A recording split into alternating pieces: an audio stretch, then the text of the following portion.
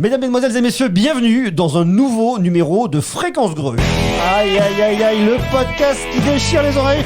On est aujourd'hui chez Xiaomi avec mon invité, c'est Pierre-Alain Ouard. Comment vas-tu, Pierre-Alain ? Ça va très bien et toi ? Ouais, très très bien. J'ai baissé tout doucement la musique, on garde l'ambiance, on est dedans, ça c'est vachement bien. Je suis content parce qu'on est chez vous, dans vos locaux directement, à Boulogne-Billancourt, dans le loin de Paris.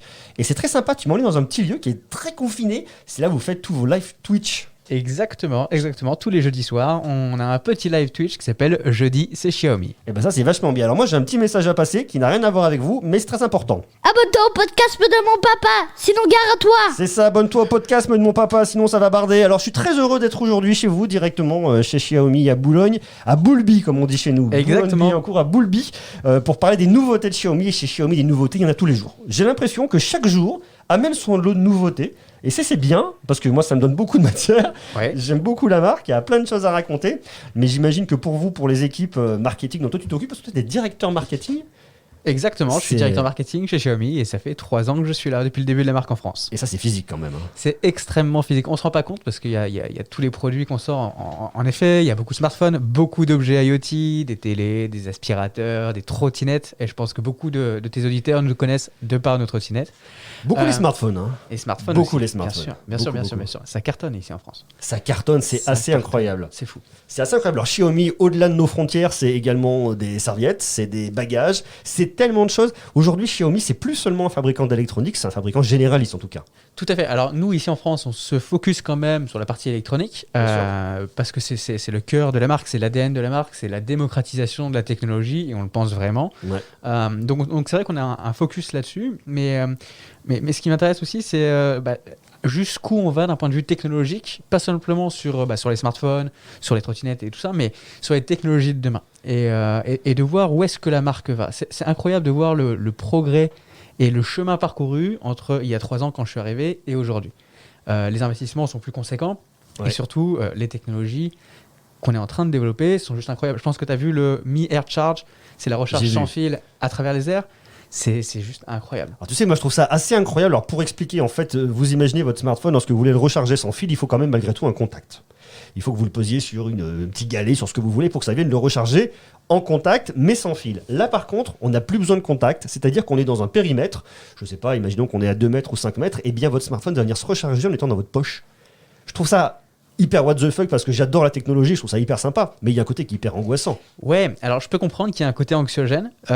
Pour le coup, après les ondes, on est traversé continuellement par les ondes, que ce soit les ondes... Et justement, mais tu vas dire que tu vas rajouter des ondes sur les ondes. C'est une bonne question et je suis pas assez expert pour pouvoir te dire exactement ce qu'il en est, mais je sais qu'il y a 144 antennes, je crois que c'est ça, entre 140 et 144 antennes dans la station de rechargement qui vont vraiment cibler l'endroit à recharger. Pour pas justement que les ondes se propagent un petit peu partout, c'est ciblé sur ton smartphone ou ça peut être autre chose, ça peut être un ordinateur, ça peut être pas mal de choses.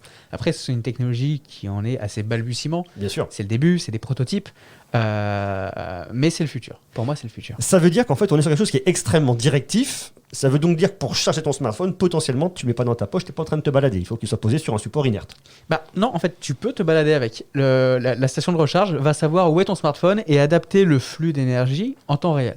Ça veut dire qu'elle interroge son environnement en permanence. Exactement. Ok, bon. À suivre, bien évidemment. En tout cas, ce qui est sûr, c'est que la technologie est là, l'innovation est là et c'est intéressant à voir comment ça sera déployé dans les années à venir. Et puis, j'imagine qu'avant qu'une techno comme ça arrive en France, elle va passer par des comités d'experts, des scientifiques qui valideront ou pas, en tout cas. Mais ce qui est sûr, c'est que Xiaomi est une marque qui innove. Ça, c'est intéressant avec cette nouvelle techno. Et moi, aujourd'hui, ce qui m'intéresse beaucoup, c'est ce petit nouveau smartphone que j'ai là. Écoutez, il est là. Voilà, ça c'est la boîte. Je ne tape pas sur le smartphone comme ça. C'est le nouveau Mi 11 de justement Xiaomi. Qu'est-ce qu'il nous raconte ce Mi 11 ? Écoute, il nous raconte beaucoup de choses. Et il nous raconte à peu près tout ce qu'on est capable de faire chez Xiaomi. C'est pas simplement un flagship, c'est presque un produit vitrine. Il y a toutes nos plus belles technologies à l'intérieur. C'est un concentré de ce qu'on fait de mieux. Ouais, bon, t'es directeur marketing, tu me le vends, c'est normal, mais concrètement, qu'est-ce que je vais pouvoir retrouver dedans ? Dis-moi. Écoute, concrètement, tu veux les specs, c'est ça ? Je veux pas tant les specs. Je veux pas qu'on parle spec pour parler spec, mais je veux qu'on comprenne en fait ce qu'on va pouvoir faire avec. Alors on s'en doute, des beaux écrans, des belles caméras, mais qu'est-ce qui va te différencier par rapport à ce qu'on peut retrouver au reste de la concurrence, en tout cas aujourd'hui, début 2021 ? Alors je peux déjà te dire ce qui peut nous différencier par rapport aux autres produits Xiaomi qu'on a fait. Ça, je pense que c'est plutôt important parce que c'est vrai qu'on sort beaucoup de produits. Que ce soit de l'entrée de gamme, du moyen de gamme et du haut de gamme. Et c'est vrai qu'on a une belle croissance sur le haut de gamme. C'est une croissance complètement légitime. On est à plus de 3600% de croissance sur le haut de gamme. Hein. C'est pas rien. C'est pas rien. Ça sur l'année dernière. Et je trouve que ce Mi 11 vient vraiment asseoir notre légitimité sur ce segment.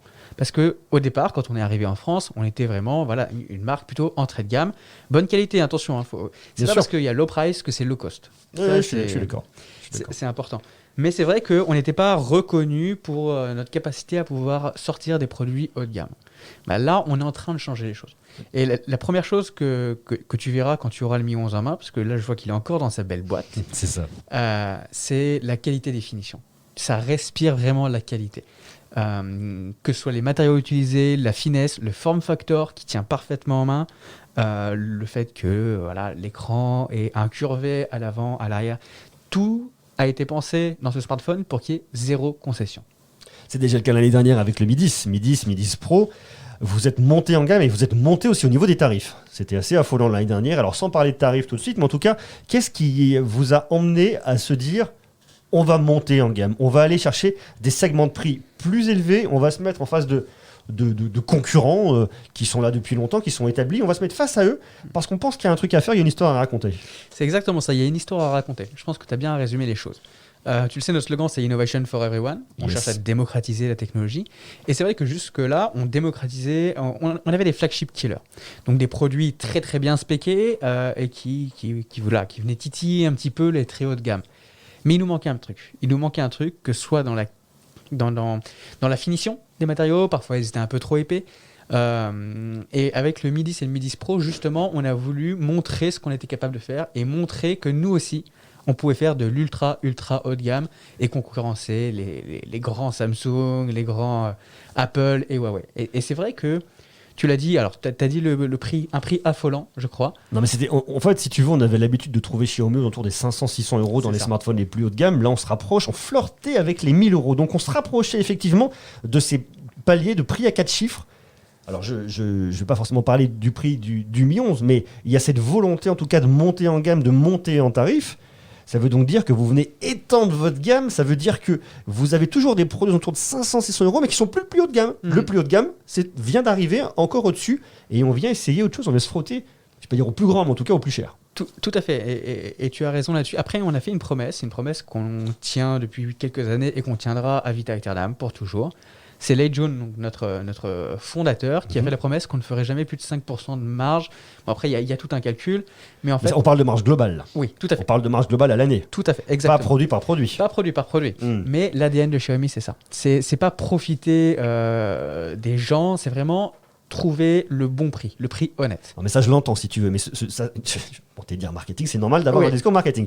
Mais quand tu me parles de marge moyenne à l'année, de marge lissée, ça veut donc dire que si tu me vends une serviette, tu vas peut-être te faire des 10-15% de marge. J'en sais rien, je dis vraiment au hasard. Effectivement, sur d'autres produits, avoir des marges beaucoup plus petites pour coller aussi à la concurrence. Donc bien évidemment, ce qui va jouer aussi sur votre marge et sur votre politique tarifaire, c'est la concurrence. Donc bien évidemment, cette marge lissée, je la comprends à l'année, mais ça reste pour moi un argument marketing aujourd'hui. Si elle est tant mise en avant, c'est que c'est un argument marketing. On peut voir ça comme ça. Mais ce que j'essaye de faire comprendre, c'est que le Mi 10 et le Mi 10 Pro, quand on les a sortis, et c'est vrai qu'on on flirtait avec les 1000 euros, c'était pour une bonne raison. C'était les composants qu'on avait utilisés pour ces smartphones-là. Bien sûr. Étaient extrêmement coûteux. Et on venait, en effet, il y avait un gap entre ce qu'on faisait habituellement et ce qu'on a fait à ce moment-là.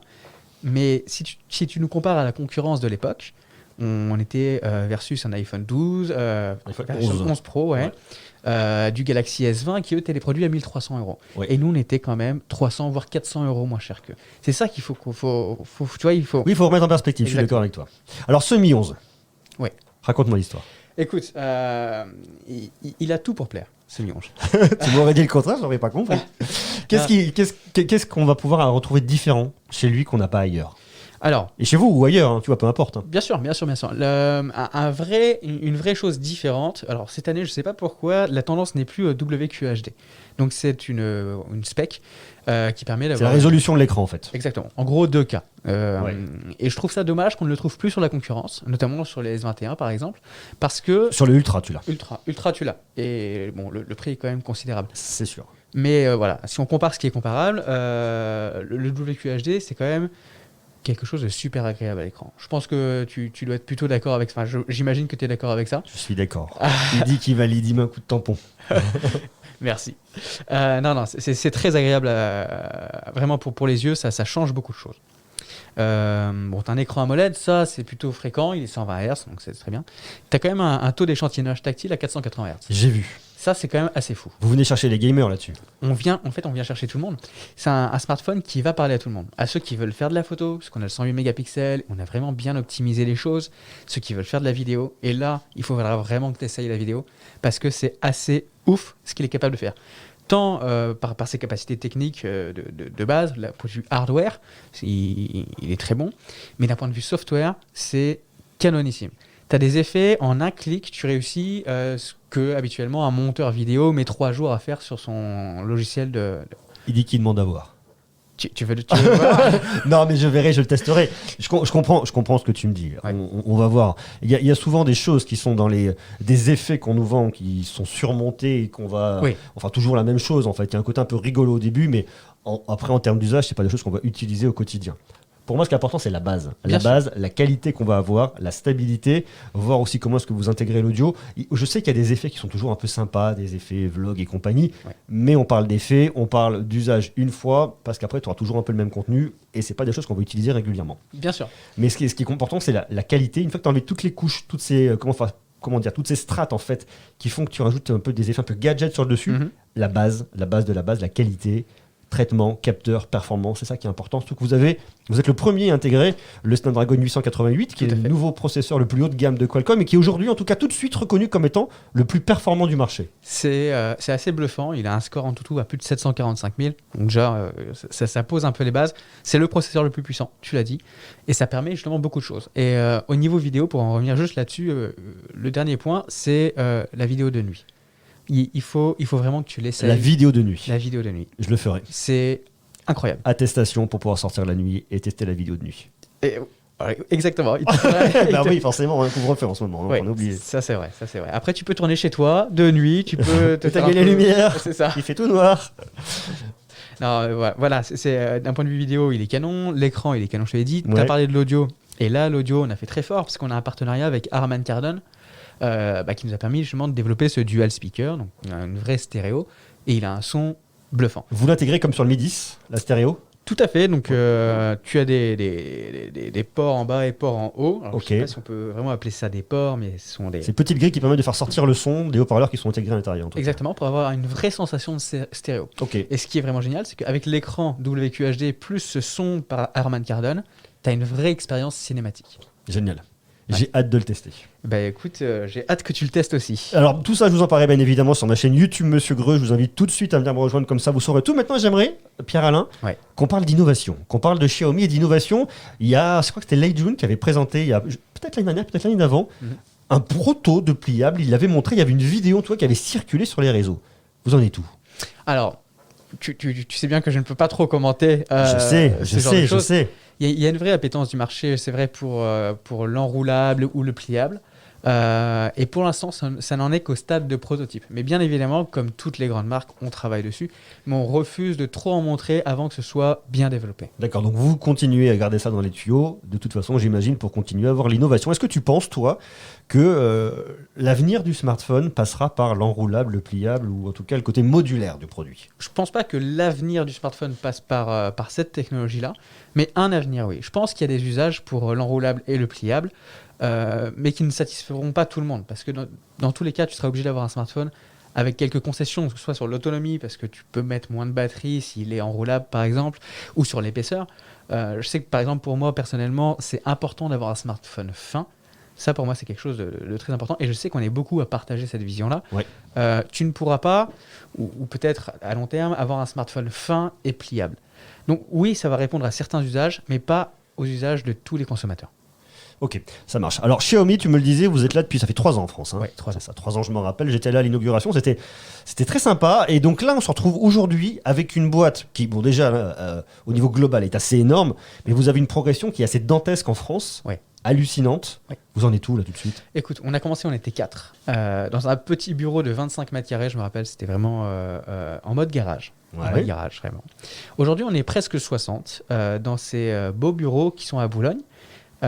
Mais ça devient déjà trop petit. Ça fait 1 an et demi qu'on a emménagé ici, c'est déjà trop petit. Donc on cherche de nouveaux bureaux et on va bientôt déménager pour pouvoir accueillir encore plus de monde. C'est quoi l'avenir de Xiaomi en France?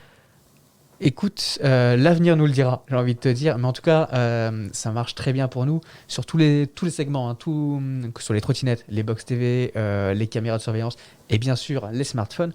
Et plus on évolue, plus on se professionnalise et plus on cherche l'exigence.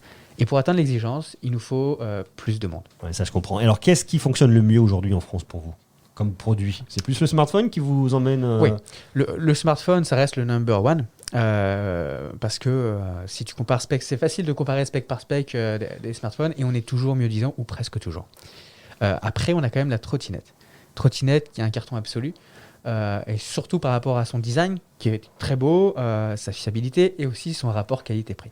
Oui, on a une vraie évolution de la mobilité, c'est sûr que vous êtes dans ce segment-là. Est-ce qu'on pourrait retrouver en France des valises Xiaomi? Est-ce que c'est des choses qui sont entendables à l'avenir? Bah écoute, va sur mi.com et tu pourras acheter ta valise Xiaomi. Vous vendez des valises en Bien France? sûr, elles c'est sont... pas vrai. Alors, tu as 2 modèles. Tu as le modèle plastique qui est très très bien. Elles ont les alentours de 60 € si je ne me trompe pas. Et le modèle métal qui est incroyable. Comment est-ce qu'on arrive à faire cohabiter ces deux types de produits? Alors peut-être qu'en Asie, culturellement, je ne sais pas là-dessus, j'avoue, je n'ai absolument aucune expertise.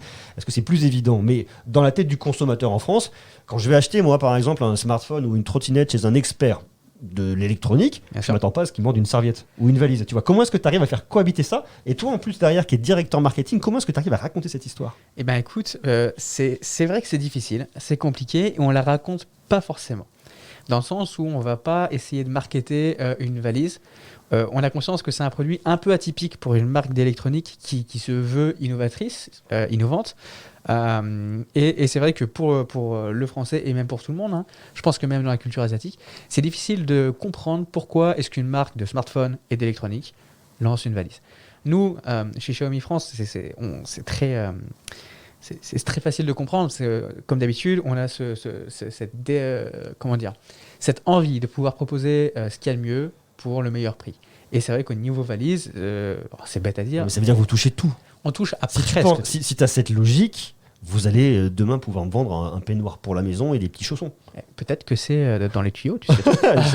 Tu sais quoi, j'attendrai. Si j'ai une exclue comme ça, c'est magnifique. Une édition, Petit monsieur peignoir, Gouret. une édition, monsieur Gouret, j'adorerais. Écoute, c'est très intéressant. Perspective du coup pour les années à venir, plus de monde, plus de personnel, toujours plus de produits, plus de présence sur le marché, parce qu'une des très grandes forces que vous avez en tout cas aujourd'hui, c'est le fait d'inonder le marché. Je parle ne serait-ce que du smartphone, hein, dans toutes les gammes de prix. Dans toutes les gammes de prix, tout segment, il y a un smartphone Xiaomi. C'est encore une fois cette volonté de pouvoir démocratiser l'innovation. Tous les Français ont un pouvoir d'achat différent et on est tous à la recherche de specs différentes et de choses différentes. Que ce soit une caméra pop-up, que ce soit un écran poinçonné ou quelque chose de très fin ou quelque chose qui prend de très belles photos. Peu importe ce que vous aimez, vous trouverez ce que vous voulez chez Xiaomi. Ça fait peur à tout le monde, ça, à vos concurrents, j'imagine. Dès que tu as Xiaomi qui arrive en face de toi, j'imagine, j'imagine, personne ne m'en a parlé, mais l'année dernière, quand on sait que Xiaomi arrive avec le smartphone, le Mi 10 Pro, un smartphone à un tout petit peu moins de 1000 €, on se dit qu'est-ce qu'ils viennent nous chercher des poules là? Ils sont pas mal dans leur segment. Pourquoi ils viennent se positionner là? Quelles sont les limites? C'est une bonne question. Je ne suis pas chez la concurrence. Je serais chez la concurrence, j'aurais peur en tout cas. C'est vrai. Mais alors, on ne cherche pas les titis et on est toujours good manner et on les respecte beaucoup. Heureusement. Mais oui, je peux comprendre que Xiaomi peut faire peur. Ok. Mais ça pas marche. aux Français, pas aux consommateurs, mais à la concurrence. Parce que vous êtes présent partout. On est presque partout. Presque partout. Merci Pierre-Alain. Est-ce que Merci tu à vois toi. un petit mot à rajouter? Écoute, notre conférence qui aura lieu, justement la conférence du Mi-11, qui aura lieu le mardi 16 à 13h et sur toute notre plateforme, donc que ce soit Facebook, Twitter ou même Twitch, vous pourrez la suivre et vous allez voir que c'est un format un peu exceptionnel parce qu'on est une marque différente, que ce soit dans l'ADN, dans l'âme, mais aussi dans la communication, parce qu'on n'a pas les mêmes armes que les autres, on n'a pas les mêmes budgets que les autres. Donc on a un peu innové et je t'invite fortement à la suivre et j'espère que tu aimeras le format. Ok, ça marche. Alors, dernier point, là, je suis, comme on le disait tout à l'heure, on se retrouve dans ce studio Twitch qui est dans vos locaux. Donc, c'est-à-dire que de l'autre côté du mur, j'ai les équipes qui travaillent ardemment pour développer le business. Qu'est-ce que vous y faites là, ici? Raconte-moi. Écoute, ça fait partie aussi de notre volonté de garder une proximité avec les Mi-Fans. parce que on a une communauté très soudée, la Mi-communauté. On a 250 000 membres sur notre forum, donc c'est un très gros forum pour le coup.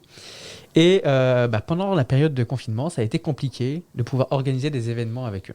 Parce qu'on a aussi cette volonté de pouvoir les voir, leur parler, recueillir leur feedback, leurs avis sur les produits, leur faire tester les produits en avant-première parfois. Et on ne pouvait plus faire ça.